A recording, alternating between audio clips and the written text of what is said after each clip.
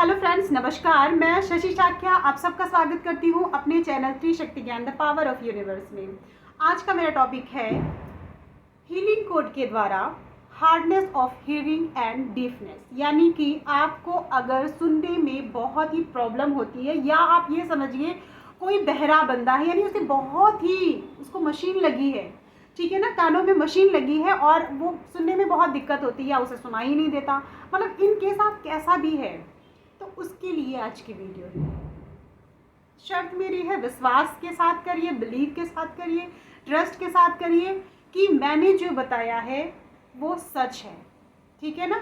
मैं इसीलिए बोलती नहीं हूँ कि सब्सक्राइब करो, लाइक करो, शेयर करो, नहीं, आप ट्रस्ट करो। बस मेन मेरा इंपॉर्टेंट ये है, आप ट्रस्ट करो, ठीक है ना। और ट्रस्ट के साथ अपनी रेमेडी को ईमानदारी से करो, ठीक है। आपको रेगुलर रोज लिखना है। अच्छा, एक चीज़ और, हाँ, लोगों ने कहा कि ये वन टाइम लिखना है या इसे दिन में एक बार लिखना है फिर बाद में लिखना है। नहीं, आपको रोज़ लिखना है। और रोज़ में भी अगर जैसे आपने सुबह लिख लिया नहाने के पहले या नहाने के बाद में, आपने नहाने के पहले लिखा तो नहाएंगे तो वो मिट जाएगा। फिर आप नहाने के बाद भी अगर लिखते हैं, ठीक है ना, तो उसे लिखना है, ठीक। आपको नहाने के पहले, नहाने के बाद, दोपहर में या शाम को आप फिर से वॉश हो जाता है, आपको फिर से लिखना है, ठीक है।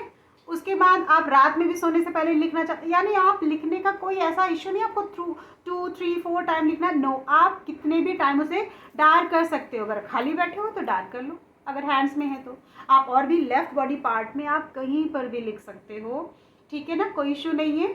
आपको लिखना है, कितने बार भी लिखो। आपको एक स्क्वायर पेपर में, मतलब आपका एक सफ़ेद कागज़ होना चाहिए, पेपर, वो रेक्टेंगल या स्क्वायर यानी वर्गाकार या आयताकार में आप कैंची से कट करके उसे अपने पास रखिए, उसमें लिख सकते हैं।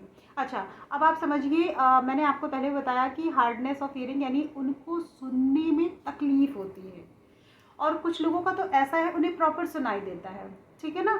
बट कहीं कहीं पे जैसे एक सॉन्ग बजते हैं ना, गाने आते हैं टीवी में या कहीं, या इंग्लिश के वर्ड्स होते हैं, उनको सुनने में उन्हें प्रॉब्लम होती है कि हाँ, नॉर्मली अगर किसी ने बोला तो सुन लिया, बट थोड़ा सा अगर फास्ट बोला तो उन्हें समझ में नहीं आया, ठीक है ना, ये भी एक प्रॉब्लम हो गई, समझ में नहीं आया। या जो सिंगिंग करते सॉन्ग हैं, गाने हैं, वो बहुत ही फास्ट बजते तो उनकी बीट समझ में नहीं आती कि हाँ भाई उसने बोला क्या।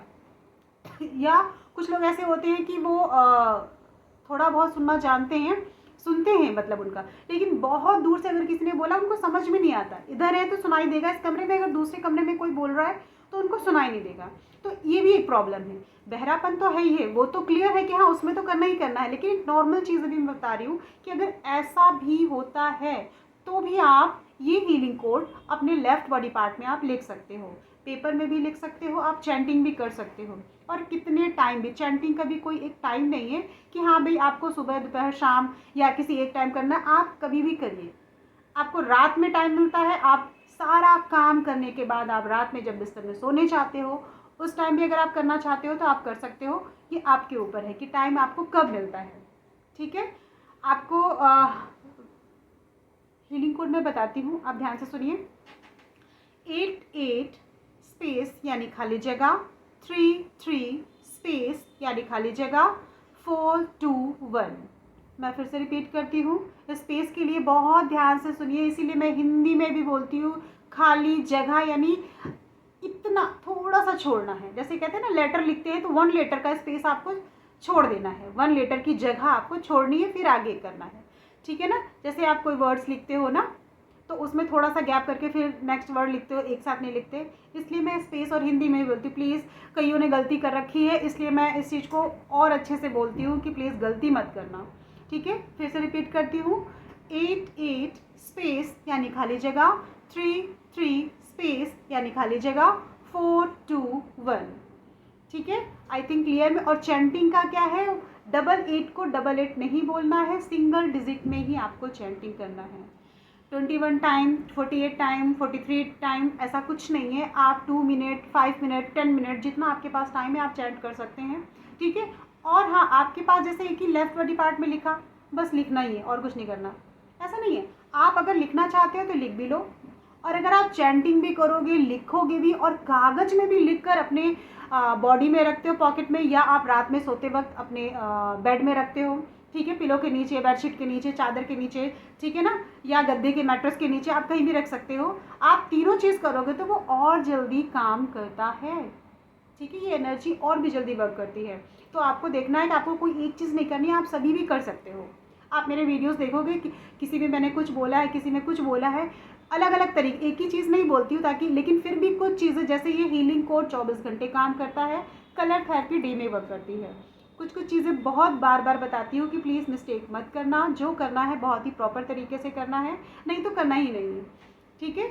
आई थिंक क्लियर समझ में आया। Hardness of hearing and deafness, यानी कि सुनने में जिनको कठिनाई होती है या बहरापन जिनका है, ये उनके लिए हीलिंग कोड है, उनको प्रॉब्लम है। तो आप देखिए इसको, इस उपाय को करिए, रेमेडी को, और फिर मुझे फीडबैक दीजिए कि हाँ भाई आपका कैसा रिस्पॉन्स रहा, आपको कैसा रिजल्ट मिला, आपको कितना फील हुआ।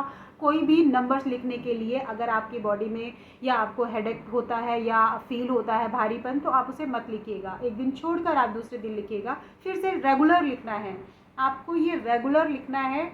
हाँ, ये चीज़ मैं मेंशन करूँगी, जब तक आपको रिज़ल्ट नहीं मिलता तब तक लिखिए, या आपको टाइम से करना है तो 21 या 43 डेज़ आप, ठीक है, कर सकते हैं। 21 डेज़ आप करिए या 43 डेज़ या और भी ज़्यादा, जब तक आपको रिज़ल्ट नहीं मिलता है, ठीक है।